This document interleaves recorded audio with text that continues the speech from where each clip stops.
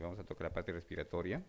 Bien, cuando hablamos de infecciones respiratorias virales, nos hablamos de un grueso de patologías que quizás motivan a la consulta del paciente pediátrico, tanto en la parte de emergencias, en el servicio de urgencias, también como en la consulta. La mayoría de las infecciones de tracto respiratorio son por virus. Entonces es importante que nosotros sepamos identificar cuándo es una infección respiratoria por virus y una infección por bacterias. Entonces, las infecciones respiratorias agudas constituyen una enfermedad infecciosa más o muy frecuente en la edad pediátrica. Quizás los menores de 3 años o de 2 años quizás tienen la causa principal sea infección viral en un 60-70%. Entonces, la causa bacteriana disminuye bastante. Vamos a ver unos cuadros de infecciones respiratorias de acuerdo a grupo etario. Vamos a darnos cuenta cuándo es una infección bacteriana y cuándo es una infección viral y en qué grupo predominan las infecciones virales y las infecciones bacterianas. Algo muy conocido y donde ustedes van a poder encontrar en diferentes libros o textos es que los niños tienen entre 6 a 8 respiraciones o infecciones respiratorias al año. Esto es muy frecuente. Entonces, no se asusten o de repente no alarmen a los papás o disminuyan la ansiedad de los papás cuando lleguen con mucha frecuencia a la consulta por problemas respiratorios. No significa que tengan un problema de inmunosupresión o algo parecido. Las infecciones respiratorias son muy frecuentes, que pueden ser en su mayoría de veces altas o que pueden de repente en un momento llevar a infecciones respiratorias bajas, ¿no? Entonces, en menores de 2 años, estas infecciones suponen con más frecuencia la hospitalización por causa viral. Las infecciones virales o las causas de las infecciones virales son muchísimas. Las más frecuentes en la parte alta es el rinovirus, que más o menos abarca el 50%. También tenemos otros grupos de infecciones como el de influenza, parainfluenza, que de alguna manera también tienen predominancia en este grupo etario. Y quizás las que tienen o llevan a cuadros infecciosos respiratorios bajos son los que motivan hospitalización en estos bebés, ¿no? Entonces, la manifestación clínica de estos problemas respiratorios virales son, ¿no?, rinorrea y manifestación que no cursa con sibilancias. Son pacientes que tienen cuadro respiratorio alto, coriza, rinorrea.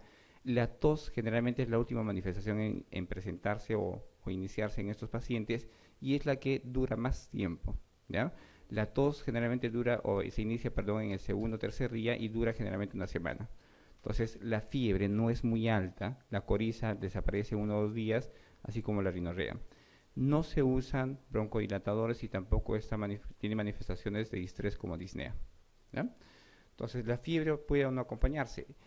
En este grupo de infecciones respiratorias, como hemos mencionado, el germen causal es el rinovirus en un 50%. El otro grupo, el otro 50%, por el grupo de gérmenes que vamos a ver a continuación. También tenemos infecciones a nivel de la faringe y de las amígdalas. Las infecciones faringoamigdalares, si bien es cierto, nosotros las conocemos como infecciones bacterianas, pero quizás quienes predominan en este grupo también o esa localización son las infecciones virales. Las infecciones virales son la causa principal de infecciones a nivel de la faringe y las amígdalas. Si hablamos de infecciones bacterianas, el estreptococo beta hemolítico y el estreptococo piógenes quizás es el más frecuente, pero no en grupos o niños menores de 2 años, que lo vamos a ver o que vamos a mencionar a continuación. La laringitis es otra vía alta que también es afectada por las infecciones de la misma forma. Los virus son quienes predominan en esta parte de la vía respiratoria y quizás, y algo muy importante que debemos tomar en cuenta, el parainfluenza tipo 1 es responsable del 50% de la laringitis en los niños menores de 5 años. El otro grupo o un porcentaje alto es por el tipo 2 y los virus que conocemos como adenovirus, sincitial respiratorio, el influenza. Entonces, este es un gráfico que nos puede de alguna manera orientar bastante para ver quiénes tienen infección respiratoria o cuáles son los gérmenes que producen infecciones respiratorias altas. Entonces, es importante mencionar que el virus respiratorio sincitial es el causante principal de bronquiolitis, pero de las infecciones respiratorias altas como la rinofaringitis es importante mencionar el rinovirus. Ustedes ven bastantes grupos, un sinnúmero de virus o gérmenes que producen problemas respiratorios altos. Entonces, la manifestación clínica es importante. Coriza, rinorrea, fiebre alta o de repente fiebre de 1 o 2 días sin mayor compromiso sistémico. Dura entre 2 o 3 días y la manifestación de la tos es lo último en desaparecer. Entonces, ¿cómo hacemos diagnóstico aislando ese germen? Podemos aislar mediante frotis nasal, lavado nasal, frotis faringio, y lo que hacemos es hacer estudios como inmunofluorescencia o el IFI viral, para alguna manera determinar. Si bien es cierto, este estudio del IFI viral no nos ayuda en el tratamiento, no va a cambiar el tratamiento, no va a modificar el tiempo de hospitalización, pero lo que sí nos va a ayudar es de repente hacer un buen plan de trabajo y descartar de alguna manera que el cuadro infeccioso no sea bacteriano, ¿ya? Entonces, es importante tomar esta muestra en los 3 primeros días. Los síntomas de alguna manera pueden caer después de los 3 días, así como también la presencia de los virus. Entonces, después del tercer día, difícilmente ustedes, según Infibral, van a encontrar el germen. Entonces, la mayoría del manejo de las infecciones virales es ambulatoria. Ustedes ya saben, el manejo es sintomático. Pero siempre es importante considerar algunos criterios para hospitalizar al bebé. Entonces, los criterios mayores son el mal estado general. No siempre las infecciones virales cursan en 2 o 3 días y va a tener una manifestación clínica alta. Muchas de ellas pueden tener manifestación respiratoria baja. Entonces, el paciente puede lucir tóxico, puede haber compromiso de la alimentación. Si la alimentación disminuye más del 50% es una indicación de hospitalización. La necesidad de oxígeno, si el paciente tiene necesidad de oxígeno, la saturación es menor al 93%, algunos consideran 94%, es una indicación de hospitalización. Los niños pequeños menores de 2 meses y los niños que tienen o presentan apneas. Los niños con apneas o menores de 2 meses deben hospitalizarse. Y obviamente hay aquel grupo de pacientes con factores de riesgo, niños con antecedentes de prematuridad, pacientes con problemas respiratorios crónicos como displasia, fibrosis quística, niños con cardiopatías o pacientes con inmunosupresión o inmunodeficiencia deben ser hospitalizados. También hay unos criterios menores para la hospitalización, ¿no? Entonces, uno de ellos es que ustedes encuentren una placa o con un cuadro clínico y una placa de repente sugestivo o sugerente de un cuadro infeccioso bacteriano o que se esté agregando un cuadro infeccioso bacteriano o un cuadro viral que compromete la vía respiratoria baja, ¿no? De repente la falta de confianza y el mal manejo en la parte ambulatoria. Entonces, los niños con laringitis también pueden tener de alguna manera complicaciones. La manifestación de la laringitis no siempre va a ser leve, ¿no? Puede haber una manifestación moderada y severa que de alguna manera motive la presencia o la hospitalización de estos pacientes. Muchos de ellos, con los niños con faringitis o con laringitis, tienen dificultad respiratoria importante. De la misma manera se compromete el estado general de la alimentación y la necesidad de oxígeno. Entonces hay que considerar de repente en estos niños también la hospitalización. Entonces es por eso que hablamos de rinofaringitis. La rinofaringitis es un cuadro infeccioso viral, ¿no? Ese que quizás motiva con mayor frecuencia la llegada a las unidades o a los servicios de urgencia o la consulta pediátrica. No es más frecuente en menores de 5 años y constituye el 7% de la consulta médica. Causa de ausentismo escolar en algunos niños, también en adultos. La etiología con más frecuencia rinovirus. Más del 50% lo produce rinovirus. Y vemos otro grupo de gérmenes que también están asociados a la rinofaringitis. Entonces, es bastante fácil. Entra ahí la inoculación, ingresa el germen a la vía respiratoria, se produce un proceso inflamatorio, hay la presencia de mediadores, como ustedes ya saben, todo proceso inflamatorio incrementa la permeabilidad vascular y eso incrementa la vascularización, el edema y la secreción nasal. Todo esto se da en un proceso infeccioso viral, ¿no? El tratamiento, esto es importante. El tratamiento de las infecciones virales es sintomático. Eviten en lo posible el uso o el abuso de esos medicamentos. Los antihistamínicos están contraindicados en menor de 6 meses. No se usa antihistamínicos en menor de 6 meses. No se usa descongestionantes, no se usan antitusígenos o fluidificantes en menor de 6 meses. Eviten en lo posible. Y vamos a comentar algunas cosas sobre estos medicamentos. Bien, los antihistamínicos que ustedes pueden utilizar son los de primera generación y segunda generación. Los más conocidos de primera generación, ya saben, la clorfenamina, las de segunda generación, la desloratadina, la cetiricina, levocetiricina, desloratadina, son los medicamentos de segunda generación. ¿Cuál es la diferencia? Que la primera generación tiene compromiso del sistema nervioso central. Los pacientes generalmente terminan con compromiso y terminan somnolientos y muchas veces disminuye la actividad del niño. Algo que de repente favorece en los medicamentos de segunda generación que no tienen compromiso del sistema nervioso central. Entonces, con seguridad ustedes pueden utilizar como la cetiricina, desloratadina, levocetiricina en aquellos pacientes que de repente tienen o ya acuden a centros escolares, ¿no? Entonces, la sedación es un efecto secundario que no es favorable para el niño. Puede haber irritabilidad y obviamente puede haber efectos de rebote, incluso secan las secreciones, ¿no? Entonces, lo que no debemos hacer es abusar de los antihistamínicos. No usen antihistamínicos en menores de 6 meses. Algo muy frecuente, el uso muy frecuente de los antihistamínicos es en la rinitis vasomotora que ustedes con mucha frecuencia ven en los neonatos. Los neonatos o lactantes menores siempre están con secreción nasal y la secreción nasal es matutina. En la mañana y durante la noche empieza con secreción nasal y desaparece durante el día. Entonces es un problema de inflamación más por la presencia de humedad o aquellos niños que tienen antecedentes de atopía. Entonces en ellos no podemos usar antihistamínicos, ¿ya? Y no hay respuesta. Hay varios estudios donde no existe respuesta de los antihistamínicos frente a la rinitis vasomotora. Entonces está contraindicado. Entonces, ¿qué recomienda la Academia Americana de Pediatría? No usar antitusígenos. Entonces, no usen codeína o dextrometorfano en sus pacientes o las combinaciones de sus medicamentos. Las combinaciones es muy frecuente. Ustedes utilizan dextrometorfano con fluidificantes, dextrometorfano con antihistamínicos, dextrometorfano con antipiréticos. No usen estos medicamentos. Entonces, ¿qué hace el dextrometorfano? Inhibe la tos. La indicación de la codeína o dextrometorfano son en patologías específicas. Entonces, ustedes utilizan dextrometorfano o algún antitusígeno en pacientes con tos convulsiva, como el coqueluche, una tos que viene en acceso y que de alguna manera puede dificultar la respiración o dificulta de repente la lactancia en algunos niños o lactantes mayores. Y en otro caso donde ustedes pueden utilizar los antitusígenos es en los pacientes con tuberculosis, ¿no? Pacientes que sangran o tienen cavernas y están con sangrado por la ruptura o las cavernas que presentan, de alguna manera tienen que bajar el sagrado y usan codeína. Entonces, salvo en esas dos indicaciones, ustedes pueden usar los antitusígenos.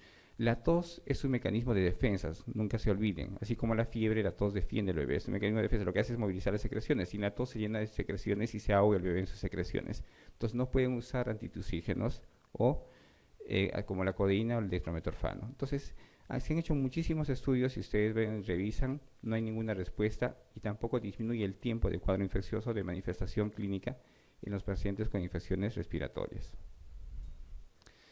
Entonces, otra cosa muy frecuente en el manejo de los pacientes es el uso de los antibióticos. El uso de los antibióticos no debe usarse en los cuadros infecciosos virales. Entonces, quizás una de las cosas que motiva a ustedes a usar los antibióticos es la presencia de secreción mucopurulenta. La secreción mucopurulenta no es sinónimo de infección bacteriana. Las infecciones virales en un inicio tienen secreciones claras, blanquecinas y luego terminan con secreciones mucopurulentas. Es parte de su del cuadro infeccioso viral, pero no significa que tenga infección bacteriana, ¿ya? Entonces, los antibióticos no modifican el curso de la enfermedad, no previenen las complicaciones bacterianas y tampoco evitan la excreción del agente infeccioso. Entonces, no sirve el antibiótico en los cuadros infecciosos virales. ¿Cuál es la complicación más frecuente de la nasofaringitis aguda? Sinusitis, otitis media aguda, neumonía, sepsis, síndrome de apnea durante el sueño. La complicación más frecuente de los cuadros respiratorios altos es la otitis media aguda. ¿Ya? Entonces, la otitis media aguda es una complicación muy frecuente. Puede ser inicialmente de causa viral y luego sobregarse cuadros o presencia de gérmenes bacterianos y terminan haciendo otitis media aguda bacteriana. Entonces, el tratamiento, como lo vamos a ver, es con antibióticos.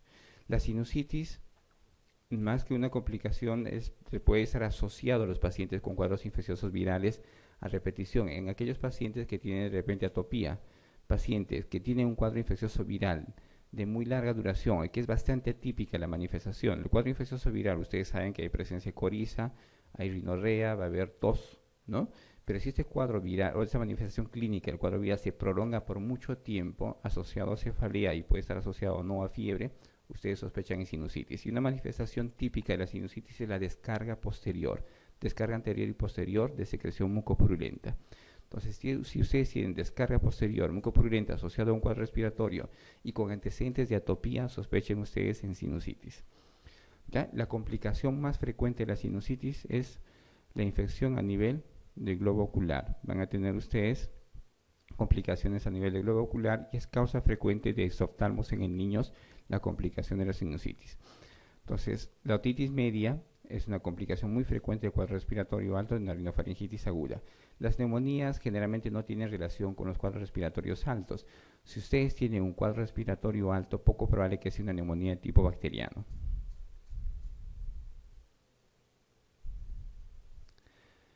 Respecto a la rinofaringitis aguda, marque lo que es falso. Se ha demostrado que los antihistamínicos alivian siempre la congestión nasal. Es la infección más frecuente en la edad pediátrica. Los agentes más frecuentes son los rinovirus. Se propaga por contacto directo a través de los aerosoles biológicos y puede ser el inicio de una enfermedad eruptiva. Entonces, no debemos usar antihistamínicos. No usen si no hay necesidad. Los antihistamínicos solo si hay descarga excesiva, si hay bastante secreción nasal, y utilicen mayores de 6 meses. En mayores de 6 meses y hasta el año se recomienda utilizar y en forma segura la clorfenamina y la desloratadina. ¿Ya? Entonces no podemos usar, y está contraindicado, hemos dicho, en menores de 6 meses. Y en mayores de 6 meses hasta el año con seguridad la clorfenamina y la desloratadina. ¿Es la infección pediátrica más frecuente? Sí. En los niños preescolares quizás el agente causal de cuadros infecciosos tanto altos como bajos son los virus. Vamos a ver en el gráfico. El agente etiológico mayormente implicado en la rinofaringitis aguda en el niño será más del 50% el rinovirus.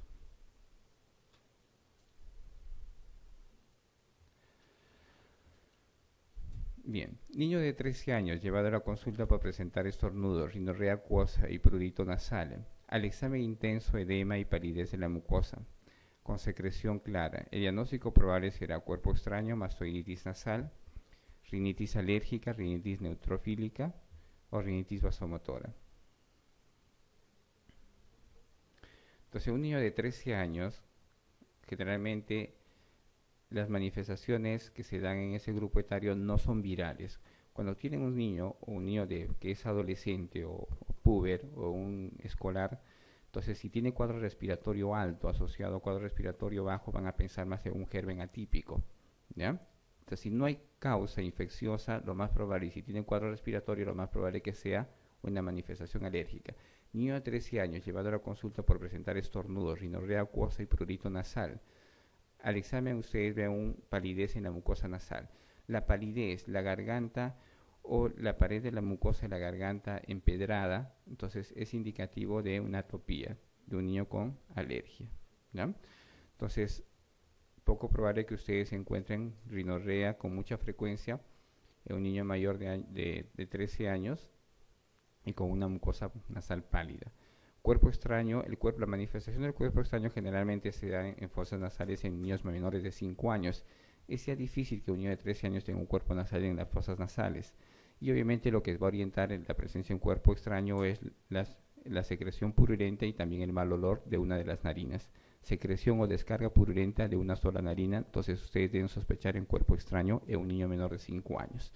La mastoiditis nasal es una complicación muy frecuente de la otitis media aguda. Entonces, si ustedes les preguntan cuál es la complicación frecuente de la otitis media aguda, una mastoiditis.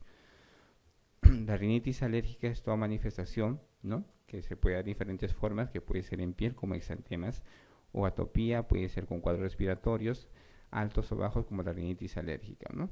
Y las rinitis vasomotoras son aquellas manifestaciones que se pueden dar por un proceso inflamatorio como el nuestro, en un ambiente como el nuestro, bastante húmedo, que es de alguna manera en horario, es más matutino, nocturno y vespertino. La respuesta es la C. Marque la respuesta incorrecta respecto al efecto tópico del corticosteroide intranasal por spray en el tratamiento de rinitis alérgica. Reduce la inflamación celular inflamatoria de la mucosa nasal, reduce la secreción mucosa, reduce el estímulo alfa adrenérgico, reduce la permeabilidad vascular, reduce la inmediata y tardía respuesta alérgica. Entonces, la respuesta incorrecta respecto al efecto tópico corticoide intranasal. ¿Qué sucede en un cuadro inflamatorio? Se da la presencia de todos los mediadores, ¿no? Entonces va a haber incremento de la permeabilidad vascular, hay edema, secreción. Entonces todo eso debe actuar, o sobre todo eso debe actuar el medicamento, que es el corticoide. El corticoide es un antiinflamatorio. Entonces, de acuerdo a eso, reduce la inflamación celular inflamatoria de la mucosa nasal, o reduce la infiltración, celular inflamatoria, el corticoide. ¿Sí? Exacto. Entonces va a haber una reducción inflamatoria aguda y crónica. Entonces van a disminuir el proceso inflamatorio. Reduce la secreción de la mucosa. Entonces, si reduce el proceso inflamatorio, obviamente la secreción es por el proceso inflamatorio, se va a reducir el proceso inflamatorio de la mucosa cuando ustedes utilicen corticoides, que es un antiinflamatorio. Reduce el estímulo alfa-beta adrenérgico o alfa-adrenérgico. ¿dónde actúa, para de repente orientarnos en esta pregunta, ¿dónde actúa el corticoide?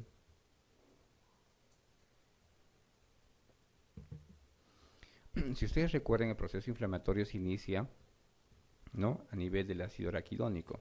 El ácido araquidónico, por acción de la fosfolipasa A2, se desdobla en dos ciclos, que es la ciclooxigenasa y la lipoxigenasa. Y cada uno produce mediadores inflamatorios. Unos van a producir leucotrienos, otros prostaglandinas, y cada uno tiene un efecto, ¿no? Entonces, cuando ustedes utilizan los AINES, actúa sobre la ciclooxigenasa, inhibiendo esta, incrementando la ciclooxigenasa. Es por eso que ustedes no pueden utilizar AINES en pacientes con un proceso inflamatorio atópico, en niños con asma. Entonces, los AINES lo que hace es incrementar la broncoconstricción.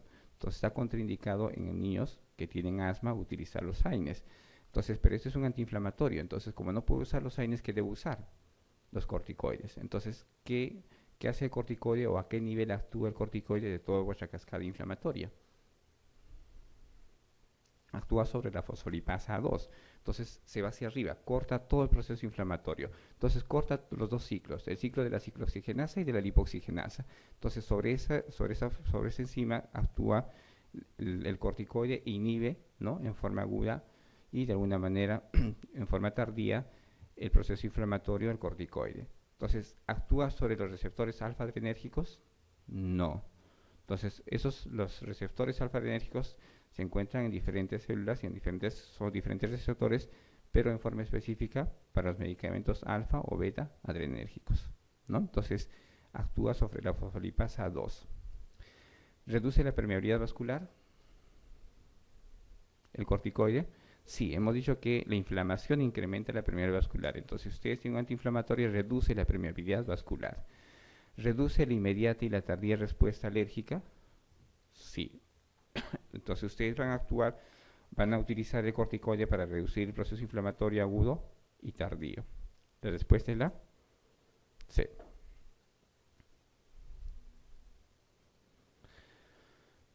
Bien.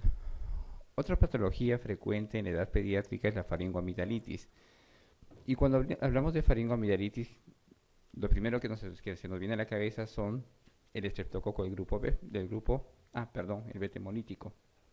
Entonces, no siempre el estreptococo es causa de la faringoamigdalitis. Quizás con mayor frecuencia la causa de faringoamigdalitis son las infecciones virales. Las infecciones virales producen faringoamigdalitis, pero también el estreptococo participa en esta manifestación clínica. Entonces es un proceso agudo febril.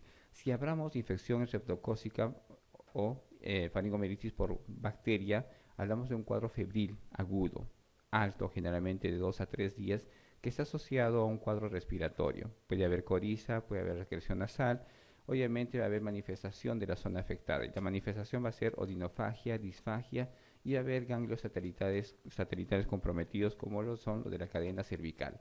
Y estas generalmente son dolorosas. Si ustedes tienen una manifestación clínica con fiebre, cuadro respiratorio, con odinofagia, disfagia, manifestación local, que es un eritema de las zonas de las amígdalas o que está alrededor de esta, con secreción purulenta, ustedes sospechan o van a sospechar una infección bacteriana. Pero no solo eso, algo muy importante es que las infecciones virales también causan faringoamigdalitis, ¿ya? Entonces, quizás la causa más importante de la faringoamigdalitis sea las virales. Y como he mencionado, el streptococo también es causa principal, así como el piógenes, y es la única indicación de usar antibióticos. Los virus son responsables generalmente en niños menores de 3 años. Es importante recordar, cuando hablamos de faringoamigdalitis bacteriana, hablamos de un grupo etario más alto, en los niños mayores de 3 años. Si ustedes tienen manifestación clínica en niños de 3, 4, 5 años, con todo lo que hemos mencionado, probablemente sea una infección bacteriana. Pero si toda la manifestación sea un niño menor de 3 años, más aún menor de 2 años, poco probable que sea infección bacteriana. Entonces, la causa de más o menos de 15 a 30% de los casos de faringoamigdalitis, ¿no?, son las infecciones bacterianas entre el grupo etario de 5 a 15 años y de 3 a 18 años, que es más o menos el rango. Esto es importante. Entonces, nunca se olviden, poco probable que tengan infección bacteriana o una faringoamigdalitis bacteriana en niños menores de 2 años. Así que no hay indicación de usar antibióticos en este grupo etario. Entonces, Recordar que la incubación se puede dar incluso en horas hasta días, no se tratan con antibióticos, ¿ya? Y algo muy importante que esta es una infección autolimitada. La infección bacteriana, así como la viral, se autolimita. Y si hablamos de infección bacteriana, también se puede autolimitar si ustedes no inician cobertura antibiótica y se puede autolimitar en 7 días. Esto es importante. Pero sí es importante identificar la infección bacteriana. ¿Por qué? Por las posibles complicaciones que esta puede tener. Hay complicaciones supurativas y no supurativas. Y la más frecuente hasta hace unos años, hasta hace unas décadas, era la fiebre reumática. Una complicación importante, así como la glomerulonefritis por estreptococo. Entonces, siempre identifiquen y traten con antibiótico una faringoamigdalitis por estreptococo, ¿no? Van a tener también complicaciones supurativas como los abscesos periamigdalinos, que es muy frecuente. Entonces, es muy raro o improbable una infección o pensar en una faringoamigdalitis bacteriana en niños menores de 2 años. Esto porque se ha estudiado bastante y se ha visto que hay una poca respuesta o una poca aceptación de la mucosa del epitelio respiratorio a este germen. No se adhieren fácilmente la mucosa o el germen a la mucosa de un niño menor de 2 años. Entonces, como vemos acá, se han hecho bastantes estudios y lo que han hecho es tratar de identificar o aislar los gérmenes o el germen en niños menores de 2 años. Y el aislamiento de ese germen ha sido solo un 3 a 7%, bajito, ¿no? Entonces, en niños entre 2 y 3 años se ha aislado hasta un 29%, pero no significa que hayan tenido infección respiratoria por ese germen. Entonces, cuando han hecho o han investigado los niños que tenían infección verdadera con la presencia de un ASO o de un ASLO o un ASO presente, se ha reducido hasta un 9.5%. ¿Qué significa? Que en niños menores de 2 años o niños menores de 3 años, poco probable que sea la infección bacteriana la causa de una faringoamigdalitis. Entonces, la escarlatina es otra manifestación de la faringoamigdalitis por bacterias, no se olviden. Bien, entonces cuando hablamos de etiología en la cabeza del grupo bacteriano, el estreptococo del grupo A o el estreptococo pyogenes también pueden estar asociados a otras bacterias, así como los atípicos como el micoplasma y la clamidia. Algo muy importante mencionar son los virus. Los virus como el adenovirus, Epstein-Barr, Coxsackie y herpes simple, así como citomegalovirus, también son causa de faringoamigdalitis viral. Entonces, algo peculiar en el Epstein-Barr es que tiene manifestación también sistémica, no solo tiene manifestación local. Va a haber un cuadro inflamatorio parecido al estreptococo, pero ustedes van a tener linfadenopatías generalizadas, van a tener ganglios generalizados, así como patoesplenomegalia, y puede haber incluso un compromiso hematológico. Esto pasa en el Epstein-Barr y en el citomegalovirus. El Coxsackie es lo que ustedes conocen como enfermedad mano-boca-pie. Entonces, es una manifestación con vesículas que se localizan en la boca, en la mano y en el pie. Pueden durar 3 o 4 días, puede estar asociado a fiebre de varios días. Entonces, ustedes sospechan en enfermedad mano-boca-pie. El herpes simple es otro germen que también produce faringoamigdalitis, que también tiene presencia en las vesículas, en la mucosa de la lengua, la mucosa yugal, así como en la parte periférica del labio. Entonces, también produce fiebre y puede producir espangina cuando la lesión es un poco difusa a nivel del paladar. El citomegalovirus, que hemos mencionado, que tiene la misma manifestación parecida a la Epstein-Barr con lesiones o adenopatías generalizadas. Entonces, la manifestación clínica de la faringoamigdalitis, ¿no?, es fiebre alta, va a haber dolor de garganta, va a haber odinofagia, van a tener ustedes disfagia, puede haber compromiso sistémico con cefalea, mialgias. Hay cuadros clínicos localizados, hay el eritema a nivel del paladar, de la úvula, pero algo que caracteriza son las presencias de las lesiones de Donus. Las lesiones de Donus son zonas eritematosas con un halo blanquecino y es característico de las infecciones por estreptococo. Las petequias no es patognomónico de una infección bacteriana por estreptococo. Las petequias la pueden tener ustedes en Epstein-Barr, en citomegalovirus, así como también alteraciones vasculares. Así que no piensen cada vez que vean ustedes petequias solo en estreptococo beta hemolítico. Pero si encuentran ustedes unas lesiones de Donus, sí, confirman ustedes el diagnóstico de estreptococo. Y obviamente las infecciones virales que también pueden manifestarse. Y otra manifestación clínica del estreptococo son las extrarrespiratorias, ¿no? Va a haber compromiso a nivel de piel, que es la escarlatina, y también compromisos a nivel renal, que es la glomerulonefritis. El tratamiento del estreptococo, entonces, como ya saben ustedes, las penicilinas, ustedes utilizan amoxicilina o cualquier penicilina, y si el paciente es alérgico a las penicilinas, ¿no?, los macrólidos. ¿Preguntas?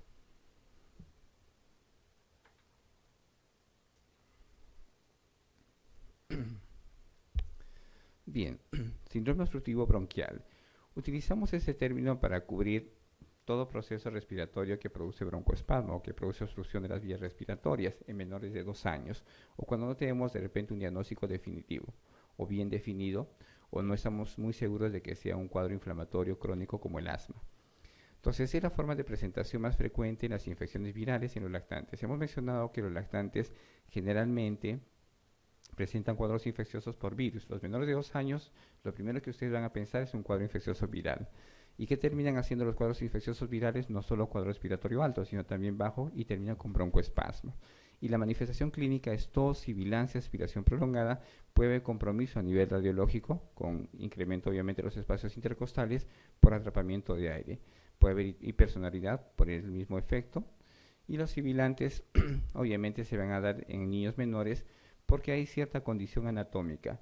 Entonces, ¿qué hace que tenga rápidamente un niño o un lactante o un preescolar sibilantes? El que el calibre de la vía respiratoria es bastante menor, es bastante estrecha en relación a la del adulto. Tiene una menor consistencia del cartílago bronquial y obviamente tiene mayor respuesta o responde rápidamente a un problema de hiperreactividad. Entonces, este es un gráfico, ¿no?, que más o menos nos orienta y vamos a ver de que rápidamente los niños pueden hacer problemas respiratorios obstructivos después de un proceso inflamatorio. Si esta es la luz respiratoria de un bebé normal o de un infante normal, que es más o menos 4 milímetros, en un proceso inflamatorio se reduce hasta 1 milímetro. Y obviamente hoy esto produce la disminución del flujo de aire, disminuyendo la capacidad vital respiratoria. Ingresa menos aire, el volumen corriente que ingresa es muy reducido, muy disminuido y terminan haciendo eventos de hipoxia, obviamente cuando el compromiso es severo. En la del adulto, ustedes pueden ver, si bien es cierto, hay disminución de la luz, pero no es considerable o significativo. Entonces, este otro gráfico donde vemos que el edema produce hasta un 64% reducción de la luz, ¿no?, y el pasaje de flujo en el bronquio, versus un 35% en adultos, que no es muy considerable. Otra manifestación típica de los problemas respiratorios es la taquipnia. Y eso es importante recordar, que también son preguntas de exámenes, aunque sea bastante fácil. En menores de 2 meses, la frecuencia respiratoria alta o la taquipnia se da cuando la frecuencia es mayor a 60 por minuto, entre 12 meses, o en menores de 12 meses, 50 por minuto, y entre 1 año y 2 años, cuando esta se incrementa por encima de 40.